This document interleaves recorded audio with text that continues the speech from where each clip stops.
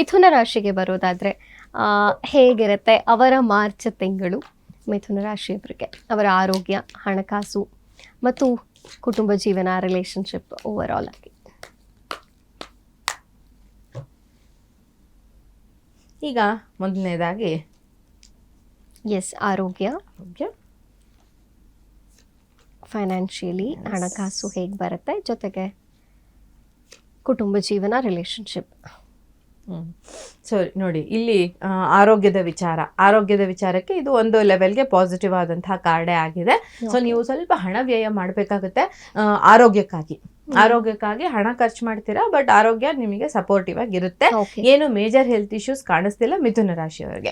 ಇನ್ನು ಹಣಕಾಸಿನ ವಿಚಾರ ಅಂತ ಬಂದಾಗ ಸ್ವಲ್ಪ ನಿಮಗೆ ಆಗೋದಕ್ಕೆ ಅಥವಾ ನಿಮಗೆ ಮೋಸ ಆಗೋದಕ್ಕೆ ಜಾಸ್ತಿ ಚಾನ್ಸಸ್ ಇರುತ್ತೆ ಅಂತ. ಬರೀ ನಿಮಗೆ ಹಣಕಾಸಿನ ಲಾಸ್ ಮಾತ್ರ ಆಗಲ್ಲ, ಇದರಿಂದ ಮೆಂಟಲ್ ಪೇನ್ ಕೂಡ ಆಗೋದಕ್ಕೆ ಅವಕಾಶ ಇರುತ್ತೆ ಅಂತ ಹೇಳ್ಬೋದು. ಲಾಸಸ್, ಡಿಪ್ರೆಷನ್ಗೆ ಹೋಗೋದು, ಹಣ ಹೋಯ್ತು ಅನ್ನೋ ವಿಚಾರಕ್ಕೆ ನೀವು ಡಿಪ್ರೆಷನ್ಗೆ ಹೋಗೋದಕ್ಕೆ ಕೂಡ ಅವಕಾಶ ಇರುತ್ತೆ ಅಂತ ಹೇಳ್ಬೋದು.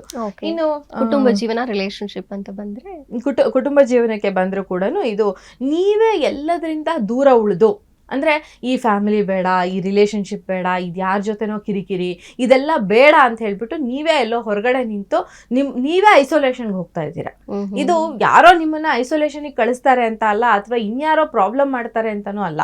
ನೀವೇ ಇದು ಬೇಡ, ನನಗೆ ಈ ರಿಲೇಶನ್ಶಿಪ್ ಬೇಡ, ಜನ ಬೇಡ, ಈ ಥರದ ಒಂದು ಡಿಸಿಷನ್ಗೆ ಬಂದು ನೀವು ಐಸೋಲೇಟ್ ಆಗೋದಕ್ಕೆ ಈ ಸಮಯದಲ್ಲಿ ಅವಕಾಶ ಇರುತ್ತೆ ಅಂತ ಹೇಳ್ಬೋದು. ಸೊ ಹಾಗಾಗಿ ಪ್ರೀತಿಯ ವಿಚಾರದಲ್ಲಿ ಏನ್ ಗೈಡೆನ್ಸ್ ಸಿಗುತ್ತೆ ಮಿಥುನ ರಾಶಿ?